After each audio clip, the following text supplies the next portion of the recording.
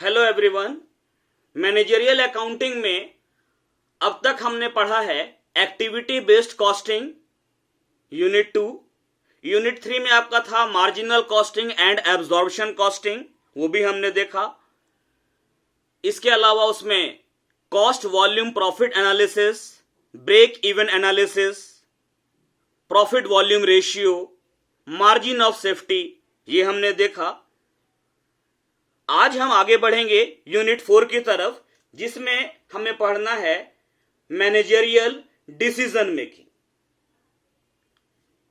किसी भी व्यवसाय की स्थापना से लेकर इसके संचालन एवं विकास के क्रम में प्रबंधकों के समक्ष अनेक प्रकार की समस्याएं उत्पन्न होती हैं। उन समस्याओं के समाधान हेतु प्रबंधकों के समक्ष अनेक विकल्प भी होते हैं। उन विकल्पों में से सर्वोत्तम लाभप्रद विकल्प का चुनाव, जिससे व्यवसाय के समस्त कार्य न्यूनतम लागत तथा कम समय में सरल तरीके से संपन्न हो जाएं, निर्णयन कहलाता है। इससे रिलेटेड कुछ थ्योरेटिकल पार्ट्स भी देख लेते हैं, क्योंकि आपको नोट्स की भी आवश्यकता होगी, तो कुछ बनाया है मैंने इस पर। Managerial decision making, one of the basic functions of management is decision making. Decision making is the essence of management, since it may make or mar the success of the business as a whole. प्रबंध के आधारभूत कार्यों में से एक कार्य है निर्णयन। निर्णयन को प्रबंध का सार माना गया है, क्योंकि यह पूरी व्यवसाय की सफलता को बना भी सकता है और बिगाड़ भी सकता है। In general it means taking the final step in deliberations before acting.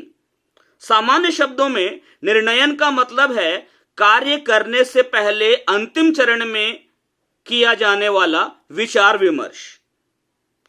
In management terms, it has a specific meaning. प्रबंध के शब्दों में निर्णयन का विशिष्ट मतलब है, विशिष्ट अर्थ है। It means the process of choosing among alternative courses of action. निर्णयन का मतलब है उपलब्ध विकल्पों में से किसी एक विकल्प का चुनाव करना। Since if there is no choice, there is no decision to make. चूंकि अगर कोई चॉइस ही नहीं है तो कोई निर्णय भी नहीं लेना है। Every management decision deals with the future. प्रबंध का हर एक निर्णय भविष्य से संबंधित होता है। A decision always involves a prediction. निर्णयन में अनुमान शामिल होता है। The function of decision maker is therefore to select courses of action for the future. निर्णय लेने वाले का कार्य क्या है? भविष्य के लिए कोर्सेज ऑफ एक्शन को सिलेक्ट करना, मतलब काम करने का जो तरीका है, जिस मेथड को हम फॉलो करेंगे उसका चुनाव करना। There is no opportunity to alter the past, क्योंकि हम भूतकाल को बदल नहीं सकते। अगला पैरा बढ़ते हैं।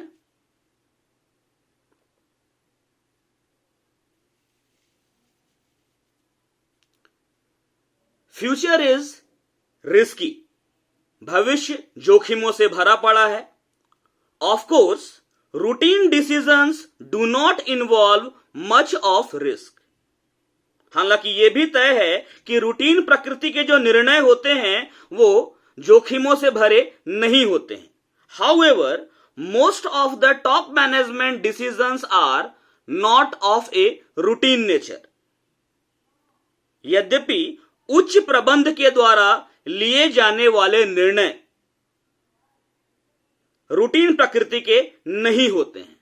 They are generally of a crucial and critical nature on account of their requiring huge investments and involving much uncertainties. ये जो उच्च प्रबंध के द्वारा लिए जाने वाले निर्णय होते हैं ये बहुत ही महत्वपूर्ण होते हैं, जोखिमों से भरे होते हैं क्योंकि इनमें भारी मात्रा में निवेश करना होता है और भविष्य की अनिश्चितता भी बहुत ज्यादा होती है. But they can not be avoided, लेकिन इनको अवॉइड नहीं किया जा सकता. The executive has to take them. जो डिसीजन मेकर है, एग्जीक्यूटिव है, उसको निर्णय लेना ही पड़ता है. An important role of management accounting is to assist in the process of managerial decisions. प्रबंध लेखांकन की एक महत्वपूर्ण भूमिका यह भी है कि वो प्रबंधकीय निर्णयन की प्रक्रिया में सहायता करे. In this context, profitability of two or more alternative options is compared, and such option is selected which offers maximum profitability along with fulfillment of objectives of the enterprise.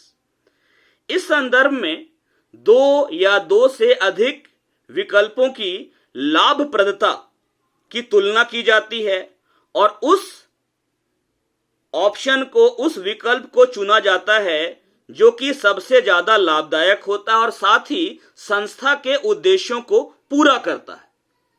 दो there are number of accounting techniques for such comparison. हालांकि इस प्रकार की तुलना के लिए लेखांकन की बहुत सारी तकनीकें हैं. And decision making, marginal costing and differential costing have their significant role. और इस काम में मार्जिनल कॉस्टिंग का, डिफरेंशियल कॉस्टिंग का एक महत्वपूर्ण भूमिका है. आगे बढ़ते हम देखते हैं डिसीजन मेकिंग प्रोसेस. निर्णय लेने की प्रक्रिया क्या है? डिसीजन मेकिंग प्रोसेस, निर्णय लेने की प्रक्रिया या निर्णयन की प्रक्रिया. Rational decision making requires the taking of the following steps. विवेकपूर्ण निर्णयन के लिए निम्नलिखित चरण है. मतलब अगर कोई निर्णय लिया जा रहा है तो वो निर्णय विवेकपूर्ण, बुद्धि युक्त है या नहीं, इसके लिए निम्न चरणों को पूरा करना होगा. पहला चरण है डिफाइनिंग द प्रॉब्लम. मतलब समस्या को परिभाषित करना. The problem must be clearly and precisely defined so that quantitative amounts that are relevant to its solution can be determined. तो पहला चरण है समस्या को परिभाषित करना. जो समस्या डिसीजन मेकर के सामने है वो समस्या स्पष्ट होनी चाहिए ताकि उससे संबंधित जो मात्रात्मक आंकड़े हैं उनको समाधान के लिए निर्धारित किया जा सके. दूसरा जो है identifying various alternatives.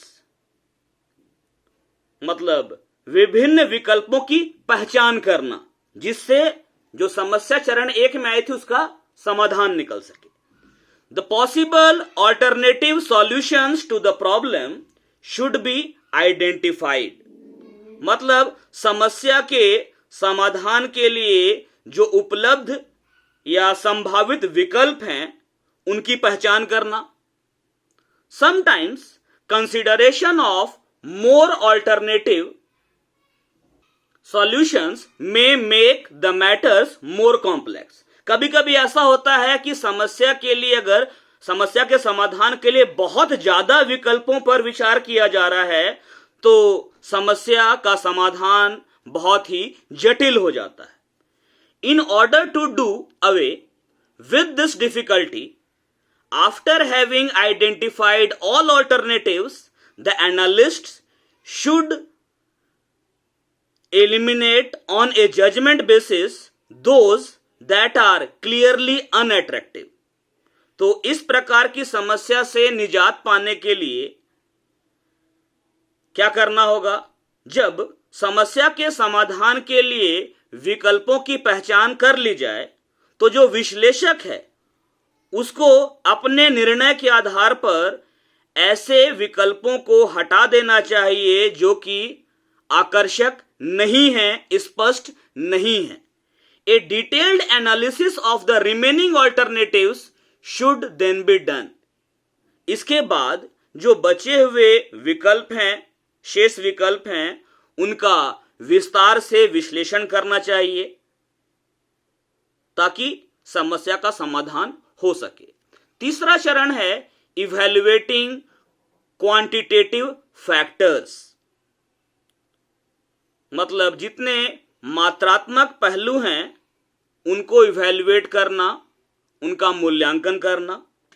Each alternative is usually associated with a number of advantages, that is relevant revenues, and disadvantages, that is relevant costs.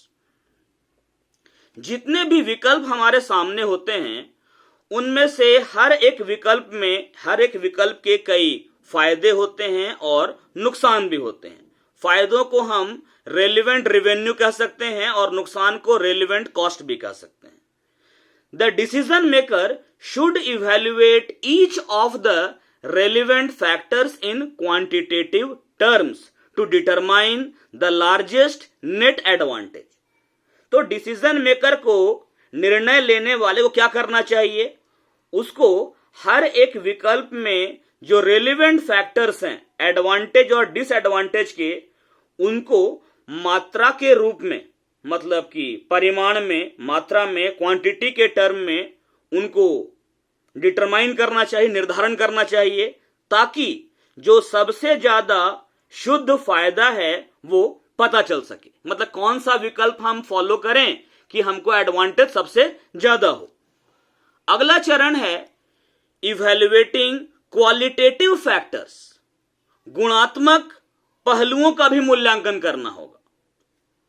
In most cases the advantages and disadvantages associated with each alternative are capable of being easily expressed in quantitative terms. ज्यादातर मामलों में क्या होता है कि प्रत्येक विकल्प से संबंधित जो एडवांटेज है, लाभ, और डिसएडवांटेज, नुकसान, उन सभी को हम आसानी से मात्रात्मक आंकड़ों में, क्वांटिटी के टर्म में प्रेजेंट कर सकते हैं. However, in certain cases there may be qualitative factors. कुछ मामलों में गुणात्मक पहलू भी होते हैं, associated with certain alternatives which may not be capable of being expressed easily and correctly in quantitative terms. हर एक मामले में या हर एक विकल्प के कुछ गुणात्मक पहलू भी होते हैं जिसको कि निश्चितता के साथ हम लोग या आसानी से या शुद्ध रूप में, सही रूप में हम उसको मात्रा में, क्वांटिटी में एक्सप्रेस नहीं कर सकते. Evaluating such qualitative factors against the quantitative factors depends on the judgement of the decision maker. तो इस तरह के जो गुणात्मक पहलू हैं, मात्रात्मक पहलुओं के विपरीत, इनका जो निर्णयन है, जजमेंट है, वो डिपेंड करता है डिसीजन मेकर पर. समटाइम्स, कभी कभी ऐसा होता है, sometimes on account of a single qualitative factor which though can not be measured exactly and easily in monetary terms, the decision may just be reversed then what it was generally expected to be। कभी कभी ऐसा होता है कि किसी एक गुणात्मक पहलू के आधार पर, हालांकि जिसको सही तरीके से मापना संभव नहीं है, मुद्रा के रूप में उसको एक्सप्रेस करना आसान नहीं है, तो क्या होता है कि इसी एक क्वालिटेटिव फैक्टर के आधार पर जो डिसीजन लिया जाने वाला था उसको बदल दिया जाता है। एक एग्जांपल ले लेते हैं। For example, it is a known fact that many persons can meet their transportation needs less expensively by using public conveyances rather than by operating their own automobiles। उदाहरण के लिए सभी कोई जानते हैं कि कुछ लोग अपनी ट्रांसपोर्ट की आवश्यकताओं को कम खर्चे में पूरा करते हैं। कैसे? पब्लिक ट्रांसपोर्ट सिस्टम को यूज करके। और इस तरीके से ऐसे लोगों की तुलना में उनका खर्च कम होता है जो अपना खुद का व्हीकल, खुद की गाड़ी इस्तेमाल करते हैं।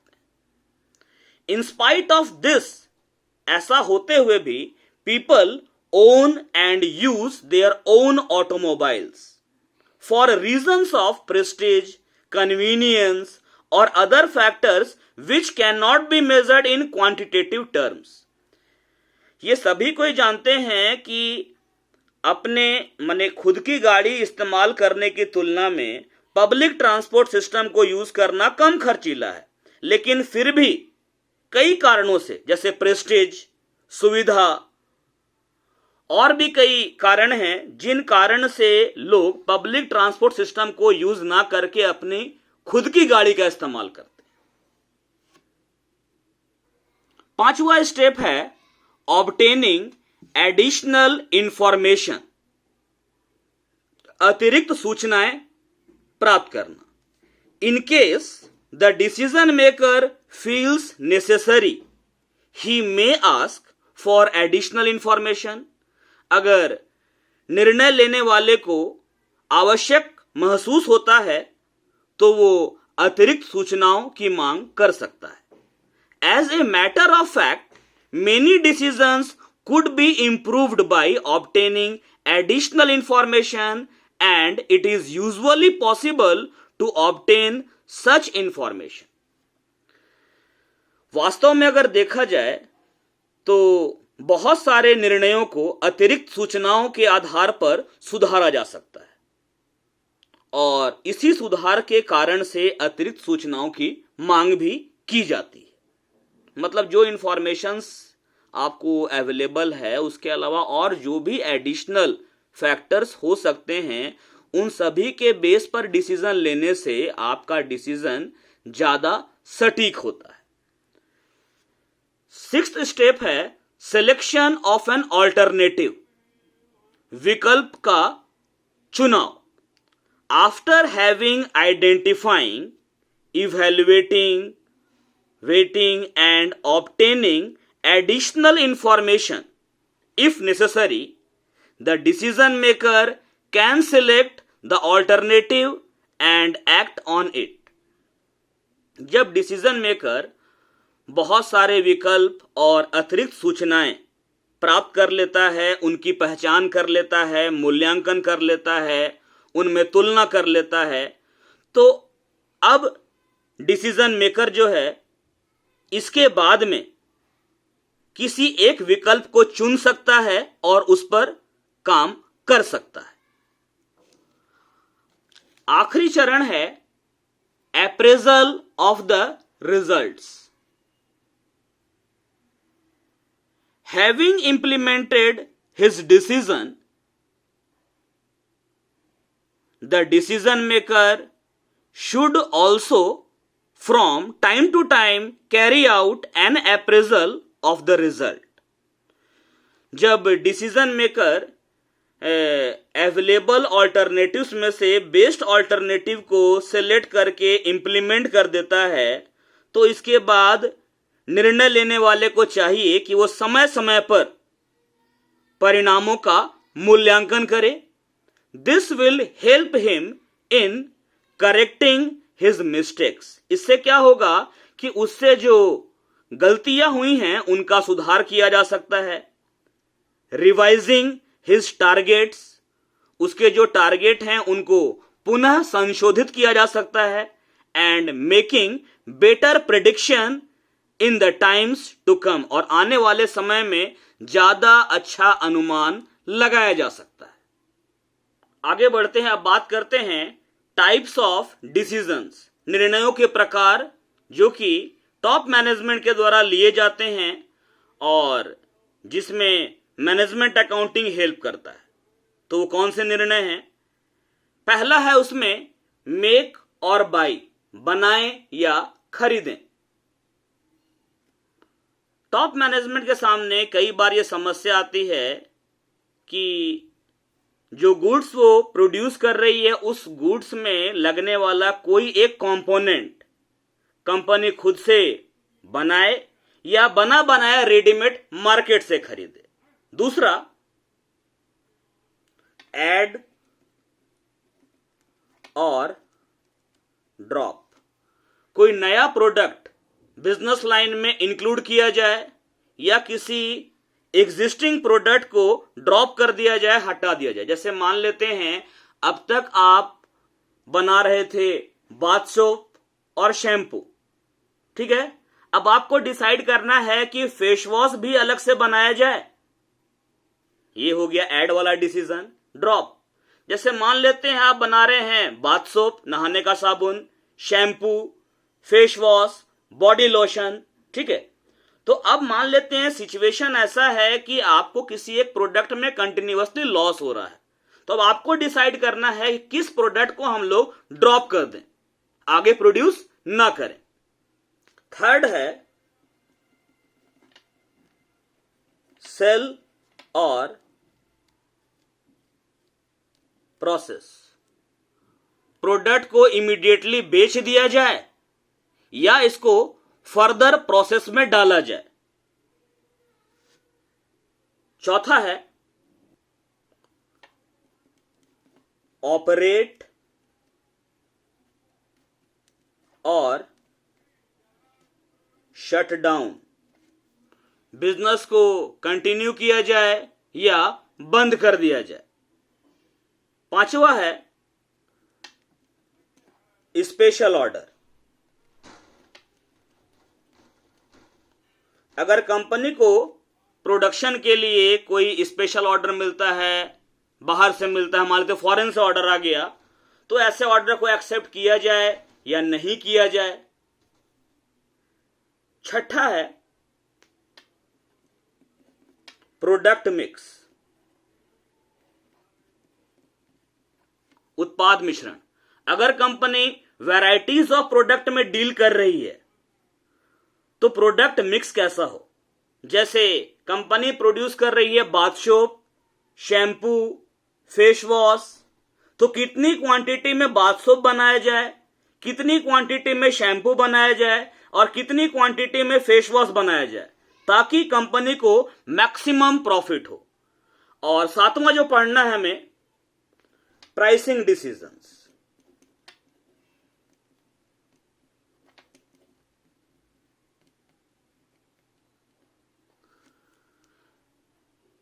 मतलब मूल्य निर्धारण से संबंधित निर्णय।